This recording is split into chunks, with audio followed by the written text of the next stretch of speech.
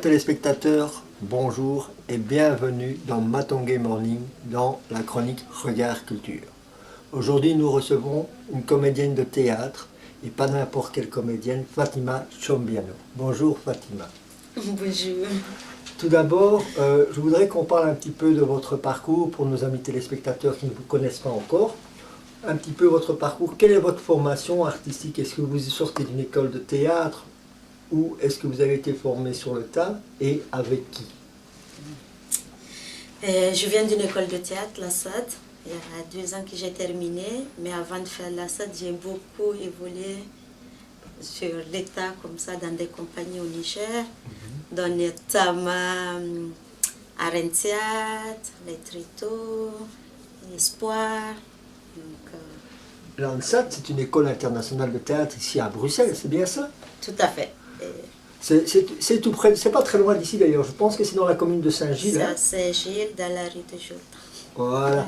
Et comment êtes-vous venu au théâtre? Est-ce que c'est quelque chose, c'est par des amis qui vous ont, disons, amené dans un cours de théâtre, dans un atelier de théâtre pour faire une expérience comme ça? Ou c'est vraiment un choix, c'est quelque chose que vous ressentiez depuis toute jeune? Bah, avant, je voulais plus être athlète en fait. Ah. Donc je voulais être athlète et bon, ça ne s'est pas réalisé. Et puis un jour, j'étais encore au lycée, collège encore d'abord. Et il y a eu une compagnie qui est venue dans mon école pour jouer une pièce de sensibilisation sur le sida. Et après leur spectacle, donc c'était du théâtre forum, après il y avait la discussion, le public pouvait rentrer pour jouer avec eux, ainsi de suite. Et après ça, j'ai été voir les comédiens, je me suis dit, ah mais si je vais être comédienne, comment je fais?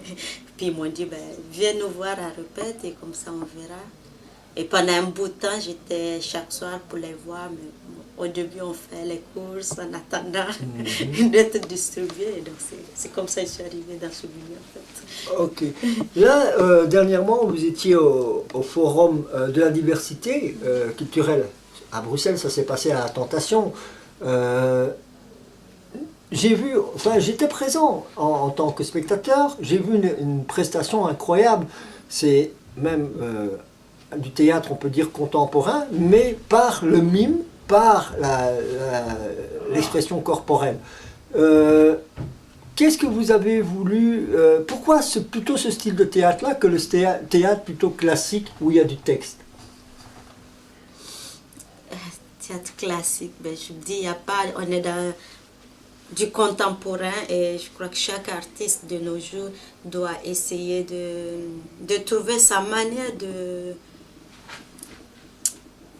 d'exprimer son art, parce qu'il n'y a pas une manière plus, je vais dire, qui est standard, qu'il faut, il faut, non. Donc, et c'est comme ça j'ai vu que c'est une école de théâtre, de mouvement, là d'où je suis sortie.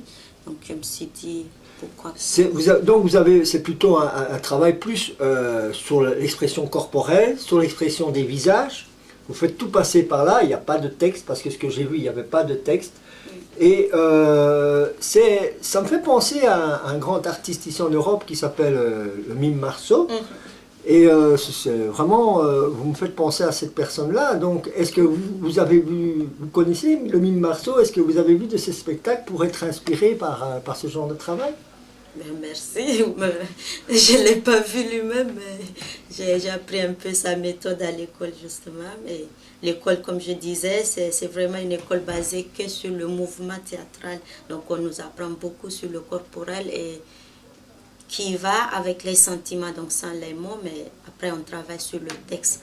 Et là, c'est toute une nouvelle forme que personnellement, je commence à expérimenter sur le public après l'école, donc ça, je ne l'avais pas encore pratiqué. Et là, je me suis dit, pourquoi pas d'essayer et de mettre le corporel et sans le texte, et surtout l'expression des sentiments. Donc, là, ça fait plus une ouverture quelque part.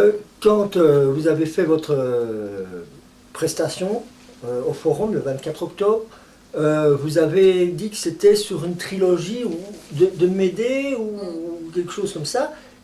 C'est quoi ce texte, ce texte de Médée? Sur quoi vous êtes-vous basé pour aller chercher plutôt ça, pour faire votre prestation? Donc, comme je disais, c'est la base même de mon travail de performing.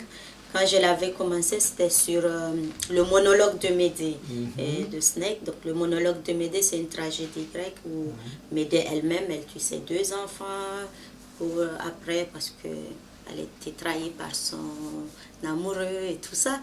Mais au fur et à mesure que je travaille, maintenant, j'appelle ça femme. La performance s'appelle femme, donc sans S, femme, masculine. Donc, mais je parle peut-être d'une histoire personnelle aussi, étant femme, étant mère aussi, qu'est-ce que je ressens dans ces situations, surtout que il y a 2 ans, j'étais encore enceinte de ma fille, et quand j'ai suivi à la télé une femme ici en Belgique qui a tué ses enfants également, donc je me suis dit, mais comment ça se fait, je ne sais pas. C'est de l'amour, de la haine. Je me suis posé toutes ces questions, je ne sais pas, mais il y a quelque chose qui pousse quand même une mère de faire ça. Donc, soit par amour, soit par... Il y a tout. Donc. Ce que j'ai vu pendant votre prestation, et ça, c'est une question que je me pose et que j'ai envie de vous poser, c'est pourquoi vous avez pris comme objet, comme, je vais dire, oui, l'objet on va dire, du parapluie qui en étant le linge. Pourquoi avoir choisi cet objet, cet ustensile-là, pour le mettre dans votre prestation? C'est aussi, quand on travaille, on va avec l'esthétique, avec ce qui donne de la vie dans le spectacle. Et en choisissant un sèche-linge un peu parapluie, je me suis dit ça s'ouvre, et le fait que c'est comme un parapluie qui s'ouvre, si on l'enverse de l'autre côté, on peut s'abriter sous, et si on l'ouvre, ça fait toutes des branches qui s'ouvrent comme un arbre, parce qu'il y a un pied qui est là et tout le reste est ouvert, ça fait aussi plusieurs branches de la vie que chacun peut savoir. C'est bien ce que j'avais cru comprendre. Donc vous avez voulu représenter aussi la famille par cet objet, quelque part. Vous avez à un moment donné, parce que c'est en même temps un spectacle interactif, parce que vous faites participer le public à la fin. C'est-à-dire que tous les vêtements, si vous aviez des vêtements d'enfants, et vous jetez tous ces vêtements dans la foule, et la foule est invitée à venir accrocher ces vêtements, justement, à cet ustensile qui est le parapluie, le sèche-linge. Et qu'est-ce que vous voulez faire passer comme message à ce moment-là au public en faisant ça, en posant cet acte-là? Oui. Déjà, les vêtements, c'est des vêtements d'enfants, de bébés surtout. Mais je suis partie de l'idée de bébé parce que bébé, chacun de nous, homme, femme, vieux et tout, on a été bébé à un moment donné avant d'être femme ou homme. Donc je me dis, chacun a passé par ses vêtements à un moment donné. Mais le fait de les donner, c'est pas aussi que les gens me voient comme la femme qui est là, qui est souffrante ou qui est mourante ou qui a de l'amour. Non, c'est une manière de dire, c'est tout le monde, quelque part. Aujourd'hui, il y a tellement d'enfants qui meurent dans le monde parce qu'ils ont faim. Tous ces gens qui s'entretuent entre eux parce qu'il y a je ne sais quoi. Mais il y a tellement de problèmes existentiels dans ce monde-là de nos jours que chacun de nous y participe à sa manière, d'une façon ou d'une autre. Et le fait que le public vient avec moi sur la scène remettre ça, c'est à voir encore parce qu'il y a des publics qui n'osent pas, ils ont ça, ils se disent waouh, c'est comme si j'ai un mort dans mes bras, je ne peux pas me lever avec. Donc il y a plein de gens qui m'ont dit ça, qui laissent ça sur place et ils s'en vont. Mais ceux qui prennent le courage de monter sur scène avec moi pour les étaler, c'est quelque part aussi donner encore courage à toute cette vie. C'est un vrai message que vous faites passer. J'ai vu par contre que vous avez aussi fait d'autres spectacles avant. Il y a le silence de mes diplômes. Dans le silence de mes diplômes. C'est quoi dans le silence de mes diplômes? Expliquez-nous un peu ça. En fait, dans le silence de mes diplômes, c'est un texte de Kadi Boumou, qui est ivoirienne. Donc, elle avait écrit pendant un chantier de femmes. Kadi Boumou ne serait pas la directrice artistique du Ballet National, par hasard? Tout à fait.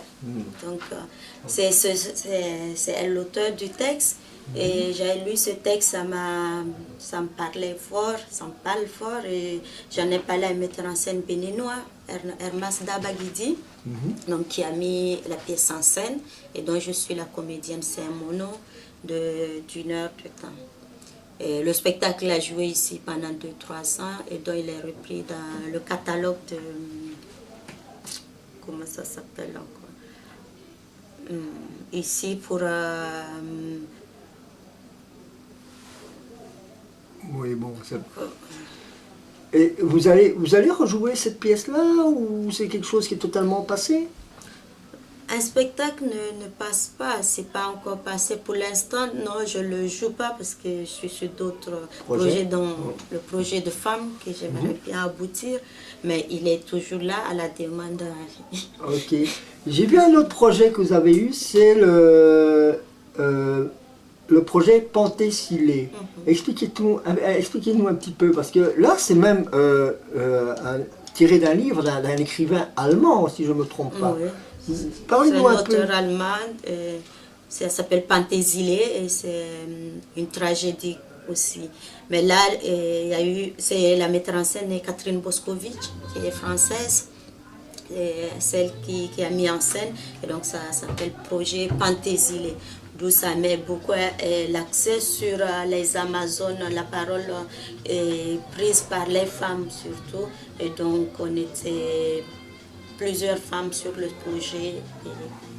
Eh bien, écoutez, d'abord on était très heureux de vous recevoir sur notre studio, et puis on vous remercie de votre visite et grand succès dans tout ce que vous allez entreprendre.